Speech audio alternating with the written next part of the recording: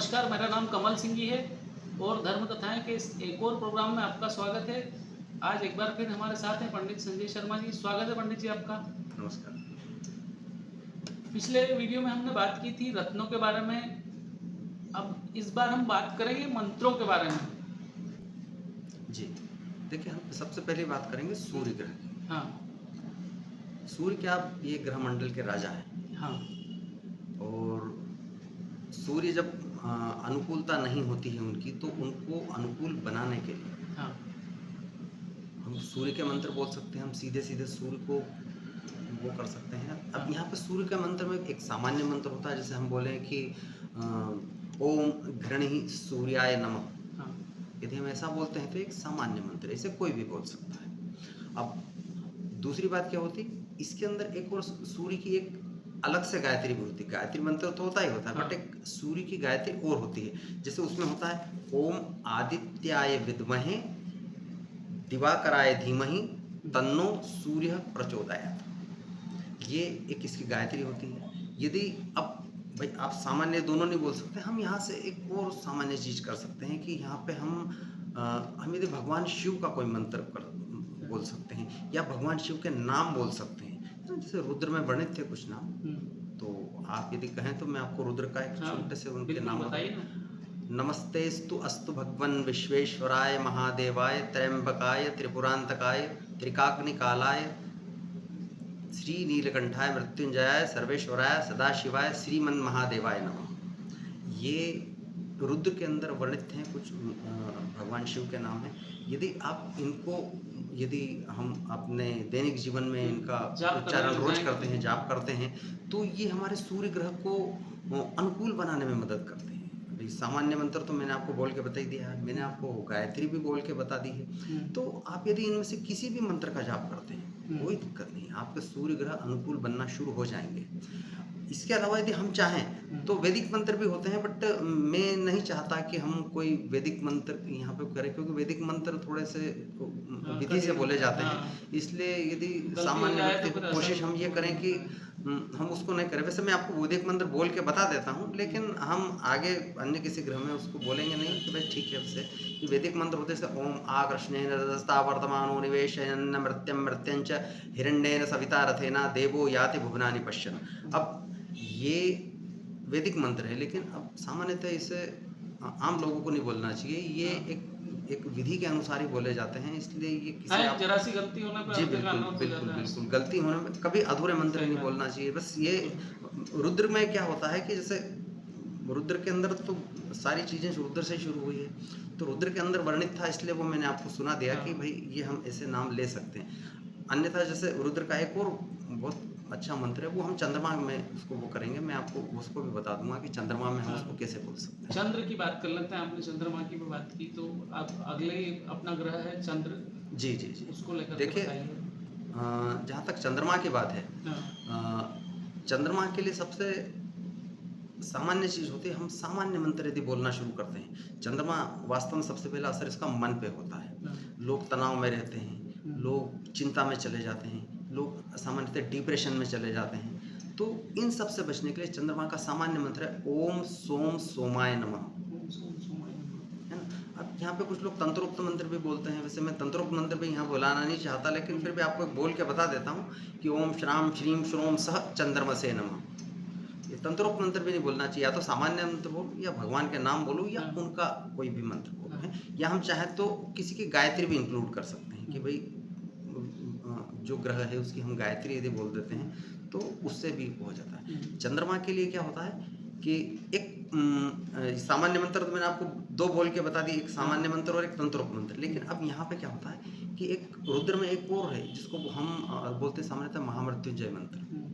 तो चंद्रमा के लिए हम उसकी तरफ भी जाते हैं। हम बोलते हैं कि ओम त्र्यंबकं यजामहे सुगंधिं पुष्टिवर्धनम उर्वारुकमिव बन्धनान् मृत्योर्मुक्षीमामृतात्। अब ये एक पार्ट है उसका, लेकिन हम इसको बोल सकते हैं क्योंकि ये पूर्णतः चंद्रमा मन और मानसिक रूप से जितने भी लोग होते हैं या कोई भी अन्य समस्याएं होती, जो मानसिक समस्याएं होती, उनसे निपटने में बहुत ही कारगर मंत्र है।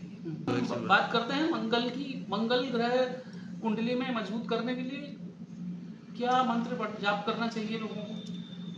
देखिए मंगल ग्रह के लिए कई सारे मंत्र हैं। सबसे हुँ। पहले मंगल ग्रह से क्या समस्याएँ होती हैं हमको ये पता लग जाए। जैसे हाँ, मंगल ग्रह सामान्यतः जैसे हमको एक एक्स्ट्रा एग्रेशन जिसको हम बोल सकते हैं अतिरिक्त गुस्सा बिल्कुल, सही बात है। या एसिडिटी की प्रॉब्लम होना या हाँ, मस्कुलर पेन होना, शरीर में कहीं भी दर्द होना, हुँ, मस्कुलर पेन होना हुँ, या फिर मंगल से ब्लड प्रेशर की शिकायत होना, ये सब चीज़ें मंगल के अंदर इंक्लूड होती है। यदि आप समझ लीजिए कि मंगल काम नहीं कर रहे हैं, तो हम सबसे पहले मंगल का सामान्य मंत्र देखते हैं। वो है जैसे ओम अम अंगारकाय नमः, अच्छा, है ना? हुँ, अब ये एक सामान्य मंत्र है। हम इसका उच्चारण दैनिक कर सकते हैं, हुँ, रोज़ाना कर सकते हैं। हुँ, इसके अलावा जैसे ओम अंगारकाय विद्महे शक्तिहस्ताय धीमहि तन्नो भौमः प्रचोदयात्, हुँ, ये होती है मंगल की गायत्री। हुँ, हम इसका भी उच्चारण कर सकते हैं। इसके अलावा हम यदि यहाँ चाहें तो मंगल के लिए हम हनुमान जी महाराज का भी कोई मंत्र ले सकते हैं। सामान्यतः लोग जो मंत्र बोलते हैं वो होता है ओम हं हनुमते नमः। हुँ, कुछ लोग एक और मंत्र बोलते हैं, वो होता है जैसे हं पवननंदनाय स्वाहा। हुँ। ये अलग-अलग हाँ, मंत्र हैं। हन हम मतलब इनमें से हनुमान जी की आराधना करने पर भी वो फ़ायदा मिलता है। मंगल का आपको परिणाम अनुकूल बिल्कुल, मिलने लगता है। हाँ, ये एक उसकी वो है ना? हाँ। अब बात कर लेते हैं बुध ग्रह की, चौथा ग्रह है इसके लिए कौन-सा मंत्र का जाप करना चाहिए? देखिए बुध जो है वाणी के कारक होते हैं। हाँ, सामान्यतः जो लोग हार्ट पेशेंट होते हैं हुँ, या सीने में दर्द की शिकायत से पीड़ित रहते हैं, इनको कोई स्किन से रिलेटेड प्रॉब्लम होती है या उनका उच्चारण सही नहीं आ पाता है, हकलाते हैं या बोलने में कुछ समस्या होती है, तो ऐसे लोगों को बुध का मंत्र पढ़ना चाहिए। अच्छा, अब सामान्यतः बुध का मंत्र जो सामान्य मंत्र है वो ओम बुम बुधाय नमः, ओम बुधाय नमः। है ना? इसके अलावा हमारे पास जो है बुध के अन्य भी मंत्र बहुत सारे हैं। हुँ, मैं आपको उसमें से एक देवी का मंत्र बताऊँगा। माता जी के मंत्र यदि हम बोलते हैं, हुँ, तो ये भी हमको बुध ग्रह के अनुकूल परिणाम देता है। हुँ, हम चाहते हैं कि भई वो तो केवल हम ऐसा ही नहीं है कि हम केवल ग्रह का ही मंत्र बोलें। सही हम बात है। उसके अधिष्ठात्री जैसे बुध ग्रह के हाँ, अधिष्ठात्री में देवी मानी जाती है, हाँ, जैसे दुर्गा अपन ने माता। मंगल में हनुमान जी की बात करी थी, जी, जी, बिल्कुल। वैसे। तो जैसे बुध ग्रह के अंदर होता है, हम दुर्गा माता का मंत्र बोल सकते हैं, जैसे हाँ, ओम दुम दुर्गायै नमः। बुधाय नमः। इसके अलावा सर्वबाधा विनिर्मुक्तो धनधान्य सुतान्वितः मनुष्यो मत प्रसादेन भविष्यति न संशयः।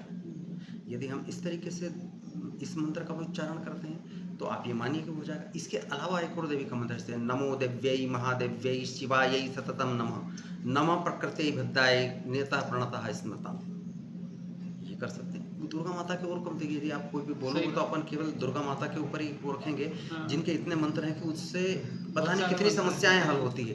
तो अब वो हम यहाँ पे सिर्फ़ बुध के लिए ले रहे सही हैं, बात है, हाँ। बाकी वो उसमें अन्य भी है कि जैसे किसी को कोई किसी बाधा से पीड़ित है, कोई किसी बाधा से पीड़ित है, बिल्कुल कोई सही किसी बात है। बाधा, तो सबके लिए दुर्गा मंत्र सप्तशती हुँ, के अंदर अलग-अलग जो है पुराणोक्त मंत्र वो दिए हुए अपन हैं, नवरात्रि में भी बात करेंगे उसको ज़रूर, लेकर ज़रूर, के। ज़रूर, बिल्कुल। अब तो बात कर आप लेते हैं गुरु को लेकर के। जी।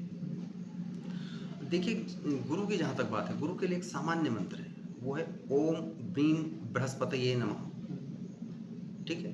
ये बहुत ही सामान्य मंत्र है, हम इसका उच्चारण कर सकते हैं, लेकिन इसका उच्चारण कब करेंगे? जब जैसे कि हमको ऐसा लगता है कि हमको पेट संबंधी कोई विकार है, अच्छा, पेट में कोई तकलीफ चल रही हुँ, है, इंडाइजेशन जिसको हम बोल सकते हैं, या हम बोल सकते हैं गैस्ट्रिक प्रॉब्लम गैस होना, की गैस समस्या। संबंधी समस्याएं होना, ये जब भी होती हैं, या जब हमको कभी ऐसा लगता है कि नाक कान या गले से जुड़ी हुई कोई समस्या हमें हाँ, हो रही है हाँ, और ये हमको कुछ कुछ अंतराल पे बार बार हो रही है, तो आप इतना ही मानिए कि आपके गुरु में कोई ना कोई कमजोरी आ रही कमज़ोरी है। है। तो हम गुरु को अनुकूल बनाने के लिए काम करें। इसके अलावा एक मानसिक समस्या भी गुरु महाराज खड़ी कर देते हैं, वो अच्छा, ये कि हम हर किसी को शक की नज़र से देखते हैं, अच्छा, और जब हम शक अंदर बढ़ने लगता है तो हमको ऐसे समय पे शक के बजाय विश्वास की तरफ जाना चाहिए। हुँ, तो विश्वास में हम उस विश्वास को बढ़ाने के लिए हमको गुरु के मंत्र बोलना चाहिए, जैसे ओम ब्रीम बृहस्पति नमः मैंने आपको एक बोल के बताया। हुँ, इसके अलावा हम चाहें तो गुरु के लिए हमारे पास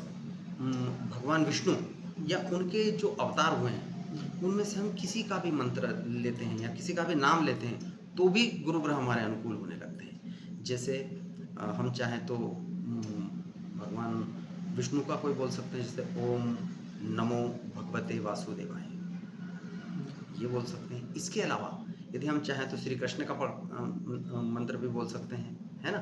हम चाहें तो यहाँ राम जी का मंत्र भी बोल सकते हैं। इनके छोटे छोटे से मंत्र भी हैं, जैसे ओम ह्रीं रामाय नमः या ओम क्लीं कृष्णाय नमः। इसके अलावा जैसे कुछ हम चाहें कि नहीं और थोड़े से स्पष्ट बोलने, भाई ह्रीं और क्लीं हमको बोलने में कोई दिक्कत होती है, तो हम इस समय पे हम चाहें तो कुछ ऐसा मंत्र बोल सकते हैं जैसे कि कृष्णाय वासुदेवाय हरये परमात्मने प्रणतः क्लेशनाशाय गोविंदाय नमो। अब यहाँ पे इस मंत्र को बोलने में लोग क्या करते हैं, प्रणतक की जगह प्रणतः बोल देते हैं। तो प्रणतः बोलने के बजाय उसको प्रणतक क्लेशनाशाय बोला जाए। वाक्यांश का पूरा ध्यान रखना जी बिल्कुल। जैसे हम राम जी के लिए यदि मंत्र बोलना है तो हम बोल सकते हैं आपदाम अपहर्तारम दातारम सर्वसंपदाम लोकाभिरामम श्री राम भूयो भूयो नमाम्यहम्। हम इस मंत्र का भी उच्चारण कर सकते हैं, इससे गुरु अनुकूल। देख लीजिए, आप इसका उच्चारण कीजिए, सभी कीजिए, नहीं हो तो आप कोई दिक्कत होती है तो आप कमेंट में बता सकते हैं मेरे को कि ऐसी दिक्कत है। बिल्कुल सही बात है। शुक्र ग्रह के लिए किस मंत्र का जाप करना चाहिए? देखिए, शुक्र ग्रह रहते माता लक्ष्मी के ग्रह माने जाते हैं। यदि हम शुक्र में यदि कोई अनुकूलता नहीं है तो माता लक्ष्मी की आराधना हमको यहाँ करना पड़ती है। अब शुक्र, सबसे पहले तो ये हम देखें कि हमारे शुक्र अनुकूल है या नहीं है, ये हमको कैसे पता लगेगा। भाई हमको एक उम्र से पहले यदि चश्मा लगता है, मतलब आंखों की दिक्कत है। दूसरी चीज़, यदि हमको पसलियों के नीचे की तरफ में कभी कभी दर्द उठने लगता है, या हमको कोई किडनी की संबंधित समस्या है, जैसे किडनी स्टोन हो जाता है, कुछ लोगों को पथरी हो जाती है, तो यदि वो हमारे साथ समस्या है। तीसरी चीज़, यदि हमको ऐसा लगता है कि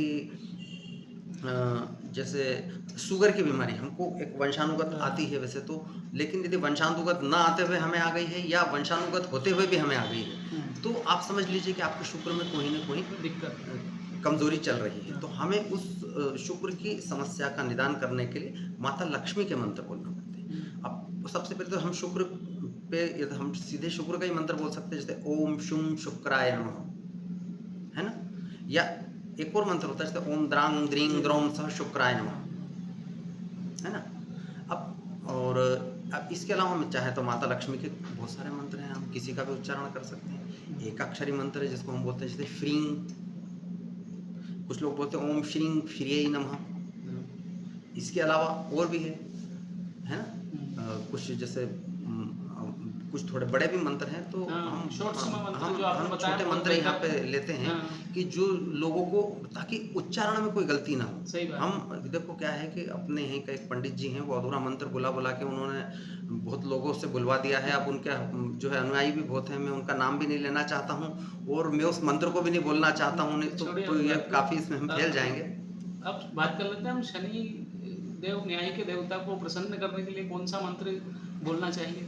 देखिए, जो शनि महाराज होते हैं तो वो केवल अपने नाम से ही बदनाम है, बाकी ऐसा कुछ नहीं। शनि बहुत कृपा करते हैं। और शनि जब अनुकूल नहीं होते हैं तो सामान्यतः से नसों से संबंधित समस्याएं हमको ज़्यादा देखने को मिलती हैं। हम एक्सप्रेसिव नहीं होते हैं, हमको ऐसा लगता है कि हम किसी के सामने कोई बात बोलने में बार बार हिचकिचा रहे हैं, या स्टेज फोबिया जिसको बोलते हैं हम, कि यदि हमको स्टेज पे खड़ा किया जाए तो हमको बोलने में थोड़ी सी घबराहट होती है या हाथ पैर कांपने लगते हैं। ये चीज़ें जब शनि काम नहीं करता है तो ऐसा होने लग जाता है। दूसरी चीज़, शनि क्या होता है, शनि का ये जो क्षेत्र होता है वो ये होता है गले वाला। तो गले के अंदर जैसे उच्चारण होना, एक्सप्रेसिव नहीं होना, ये एग्जैक्टली यहीं से आता है कि हमें बोलने में कोई भी चीज़ हिचकिचाहट हो रही है, तो ये शनि का क्षेत्र है। अब यदि शनि अनुकूल नहीं है तो अब उनको अनुकूल बनाने के लिए हमारे पास बहुत सामान्य मंत्र है। ओम शं शनिश्चराय, ये बहुत सामान्य मंत्र, इसको हर कोई सब बड़े आसानी से बोल सकते हैं, है ना। दूसरी चीज, शनि के कुछ और मंत्र हैं, जैसे मैं आपके सामने कुछ बोल देता हूँ। ओम भगभवाय विद्महे मृत्यु रूपाय धीमहि तन्नो शनि प्रचोदयात्। ये गायत्री है, बहुत सामान्य है, आप इसका भी उच्चारण कर सकते हैं, है ना। इसके अलावा एक बहुत जगह वर्णित मंत्र है, वो छोटा सा है, वेदोक्त मंत्र है। मैंने आपको वेदोक्त मंत्र कहीं नहीं बताया, पर ये बहुत छोटा सा है इसलिए बता देता हूँ। ओम शंयो देवीर्विष्टया आपो भवन्तु पीतये शंयो रविश्रवन्दुनः। ये एक शनि का वैदिक मंत्र है, हम चाहे इसका उच्चारण कर सकते हैं। यहाँ शनि के लिए हमारे पास देवता भी है, हम चाहें तो शनि के लिए हनुमान जी महाराज का भी मंत्र बोल सकते हैं, है ना, जैसे ओम हं हनुमते नमः, है ना। इसके अलावा हम चाहें तो, अब चूंकि हनुमान जी को नहीं बुला सकते तो हम यहाँ विष्णु जी को भी बुला सकते हैं, हम जी राम जी का भी नाम बोल सकते हैं, जैसे ओम ह्रीं रामाय नमः, या हम और या आपदाम अपहर्तारम दातारम सर्वसंपदाम लोकाभिरामम श्रीराम भूयो भूयो नमाम्यहम्, हम ये मंत्र भी बोल सकते हैं। यदि आपको किसी मंत्र बोलने में आपत्ति हो तो आप ज़रूर पूछ सकते हैं, आप यहाँ पे कमेंट डाल के पूछ सकते हैं। अब बात कर लेते हैं राहु ग्रह की। राहु के लिए कौन सा मंत्र जाप करना चाहिए? देखिए, राहु के लिए सामान्यतः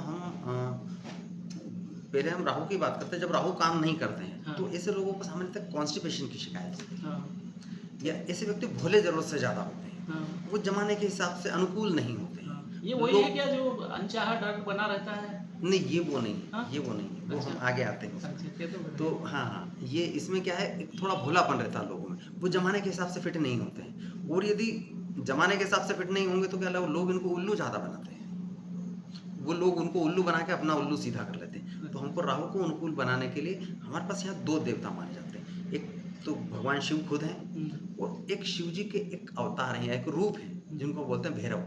अच्छा। यहाँ पे दोनों हम वो कर सकते हैं। दोनों का मंत्र बोलने से भी हो सकता है, हम सीधे राहु का भी बोल सकते हैं, जैसे ओम रांग राहवे नमः। ये भी बहुत सरल है। ये बहुत सामान्य मंत्र, हाँ। इसलिए इसको सामान्य मंत्र बोला जाता है कि इसमें सिर्फ बीज लगाते हैं एक रांग का, और फिर राहवे नमः कर देते हैं। इसके अलावा हम चाहें तो यहाँ पे भैरव मंत्र भी बोल सकते हैं कि ओम ह्रीं बटुकाय आपद उद्धारणाय कुरु बटकाय ह्रीं। ये हाँ, कुछ ये लोग इस पूरा मंत्र को हो बोलते हैं, जाता हम है। इसके अंदर थोड़े से बीज भी लगा देते हैं, जैसे ओम ह्रीं बम बटुकाय आपद उद्धारणाय कुरु बटकाय ह्रीं ओम, सही है। एक बीज लगा के भी बोल सकते हैं। इसके अलावा हम यहाँ पे शिव जी का मंत्र भी बोल सकते हैं, हम चाहे तो सामान्य मंत्र है बिल्कुल एकदम ओम नमः शिवाय। हाँ, बहुत शिव जी के भी मंत्र बोल सकते हैं, जैसे शिव जी का मैंने आपको शुरुआत में नाम बताया भी थे कि कुछ नाम हैं, हम उनको लगातार जो रुद्र में वर्णित थे, तो हम यहाँ पे चाहें तो ओम त्र्यंबकं यजामहे सुगंधिं पुष्टिवर्धनम् उर्वारुकमिव बन्धनान् मृत्योर्मुक्षीयमामृतात्, हम इसको भी बोल सकते हैं। या ओम जैसे मैंने आपको कहा, नमस्तेस्तु अस्तु भगवन् विश्वेश्वराय महादेवाय त्र्यंबकाय त्रिपुरांतकाय त्रिकाग्निकालाय कालाग्निरुद्राय नीलकंठाय मृत्युंजयाय सर्वेश्वराय सदाशिवाय श्रीमन्महादेवाय नमः, हम इसको भी बोल सकते हैं। कुछ आराम बोल सकते हैं, लेकिन यदि कुछ बोलने में आपत्ति हो तो आप जरूर बताएं। हाँ, ओम नमः शिवाय सबसे आसान है। फिर भी और कोई परेशानी हो तो कमेंट हाँ, करके नहीं, बता इसके अलावा भी बहुत सारे मंत्र हैं, हाँ। कोई हमसे जानना चाहेंगे हाँ। कमेंट में पूछेंगे तो हम बिल्कुल। जरूर बताएंगे। हाँ, पंडित जी के नंबर भी देते हैं हम हर वीडियो में, आप डायरेक्ट भी संपर्क कर सकते हैं। इसके साथ ही हम बात कर लेते हैं केतु के बारे में। केतु को प्रसन्न करने के लिए कौन सा मंत्र जाप करना चाहिए? देखिए, केतु सामान्यतः जब केतु काम नहीं करते हैं तो क्या होता है, केतु काम नहीं करते हैं तो सामान्यतः जो है पैरों की तकलीफें ज़्यादा देखने को मिलती है। इसमें नस कोई आपकी दब जाती है शरीर के अंदर, उसके कारण पैरों में थोड़े से कष्ट उत्पन्न होते हैं। जो आपने जैसे पिछली बार पूछा था तो मैंने आपको बोल भी दिया था कि हम आगे बताएंगे, तो वो जो डर आपने बात की थी, हाँ। वो डर इसके अंदर लगता है। अच्छा, वो अच्छा। अनजाना डर होता है। हाँ, कोई ज़रूरी नहीं कि आपको ये डर लग रहा है कि मेरे घर के बाहर शेर खड़ा हुआ है इसलिए मैं डर रहा हूँ, या मेरे घर के बाहर कोई बंदूक लेके खड़ा हुआ है मैं डर, ये कुछ नहीं है। हम सामान्य है कि यदि हम अनजाना डर भी हो सकता है, यार मेरी नौकरी चली गई तो क्या होगा, हाँ। या ये मेरा काम नहीं हुआ तो क्या होगा, वो एक अनजाने डर होते हैं। या मेरे बच्चे का ऐसा नहीं होगा तो क्या होगा, या सही मेरे बात पिता का ऐसा नहीं हुआ तो मेरा क्या होगा, मतलब कुछ भी हो सकता है। ये इस तरीके के डर ये पैदा करता है। इसके लिए बहुत सामान्य मंत्र है ओम केंग केतवे नमः। हम यहाँ पे केतु की जगह हम गणपति जी का मंत्र भी ले सकते हैं, क्योंकि केतु के देवता गणपति माने गए हैं, है ना। हम केतु के लिए अन्य मंत्र भी यदि आप जानना चाहेंगे तो वो मैं आपको, भाई आप जानना चाहेंगे तो आप कमेंट यदि मुझे करेंगे तो मैं आपको वो बता दूंगा, है ना। और इसके अलावा मैं आपको कुछ एक गणपति का बहुत सामान्य मंत्र है कि ओम गंग गणपतये नमः। इसके अलावा एक इक्ष्वाकु की तपस्या से प्रसन्न होकर भगवान ने जो मंत्र दिया था आपके सामने, उसकी एक मैं आपके सामने उसका एक अंश बोलूँगा बस केवल, है। ओम नमस्कृत्य महादेवं स्तोषेऽहं तं विनायकं महागणपतिं शूर्मजितं ज्ञानवर्धनम् एकदन्तं द्विदन्तं च चतुर्दन्तं चतुर्भुजं त्र्यक्षं त्रिशूलहस्तं च रक्तनेत्रं वरपदम् अम्बिकेयं शूर्पकर्णं प्रचण्डं च विनायकम् आरक्तं दण्डिनं चैवं वह्निभक्तं हुतप्रियम्। ये है। आपने मंत्रों की बहुत अच्छी जानकारी दी है, कई प्रकार के मंत्र बताए हैं जिससे आसानी से कई ग्रहों को हम प्रसन्न करने के लिए मंत्र जाप कर सकते हैं। आपका इस प्रोग्राम में आने के लिए बहुत धन्यवाद पंडित जी।